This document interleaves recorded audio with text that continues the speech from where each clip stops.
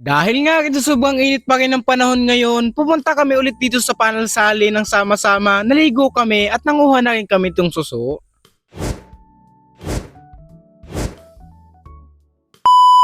Inagahan na nga rin namin ng paglalakad, papunta nga sa ilog ng Panalsalin kasi maliligo kami ngayon at mangunguha ng suso. Bago nga umahon dito sa may papuntang gubat, ay nagpahinga muna kami dito para makaipon-ipon din talaga ng lakas, May nakita pa nga akong butas dito at parang may naalala ako.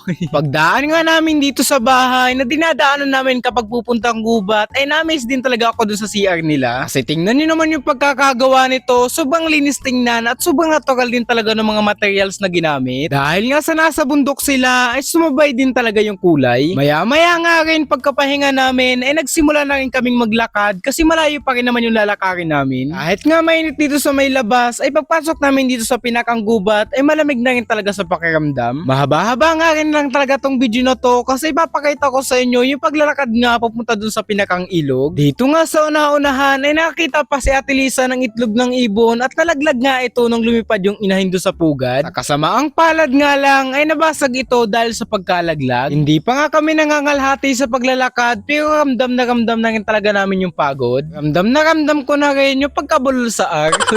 Dahil nga sa malayo-layo na rin talaga ang nalakad namin ay nagpahinga muna kami dito sa gitna ng gubat. Pagkatapos nga rin namin magpahinga ay nagsimula na rin kaming maglakad sa napakahirap na daan.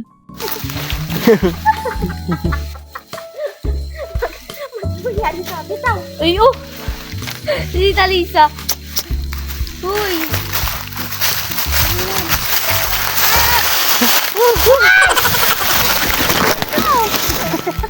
Pagkatapos nga ng napakahirap na paglalakad ay nakarating na rin kami dito sa ilog. Nagpahinga lang din muna kami sa hirap ba naman ng lakad. Kagandahan nga rin lang talaga dito sa gubat ay kahit saan ay pwede kang kumuha ng tubig na iinumin. Gaya nga nito ay dito si Ate Lisa kumuha sa parang maliit na sapa dito nga sa gilid ng ilog. Maya-maya nga rin ay nandito na rin sila Kuya Inad kasi sumunod pala. Naglakad na nga rin kami dito pataas para nga makarating na rin dito sa may paliliguan namin. Nagsimula na nga silang maligo dyan pero ako hindi muna ako naligo kasi kahit sobrang init ng panahon ay napakalamig ng tubig dito. Napakarami nga rin pwedeng liguan dito kasi tingnan nyo naman si Kuya Inad kung saan na lang tumatalon. Dito nga ay nagsisimula na rin umambon tapos mamaya-maya ay lumakas na rin talaga yung ulan. Nakataas na nga rin sana ako dito sa may taas pero kailangan ko ulit bumaba kasi magpapatila muna kami ng ulan bago nga kami tumaas para manguha ng suso.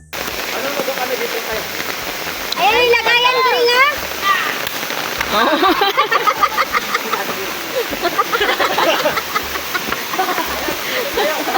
Maya-maya nga rin, tumila na rin yung ulan at tumaas na rin kami dito para nga magsimula ng mamulot nitong mga suso. Dahil nga sa umulan ay dumulas ang bato, kaya naman nga sila Ate Liz at sila Ate Julie ay hindi nakaahon dito sa pinakantaas para nga tumulong mamulot itong mga suso. Kaya naman nga kami nilang nila Kuya Inad ang namulot dito. Marami nga mga suso ang nasa labas kasi naman nga ay malamig ang paligid kasi nga ay umulan. Mas maganda nga rin lang sana ang mga liguan dito sa may taas, kaya nga lang sila Ate Lisa ay hindi nakaakyat dito. Medyo marami-rami na nga rin tong napulot namin ng mga suso, kaya naman nga ay hanggang dito na lang kami sa may una-unahan. Dahil nga sa kataasan na rin to, ay yung tubig dito ay maliit na, saka nangingilalim na rin. Bumalik na nga rin kami kasi maglalakad pa rin naman kami pababa. Pagbaba nga namin ay hindi na kami namulot ng mga suso, kaya naman nga ay naligo nang sila Kuya Lawrence dito. Dahil nga sa umulan ay nahirapan kami sa pagbaba sa mga bato na dinaanan namin.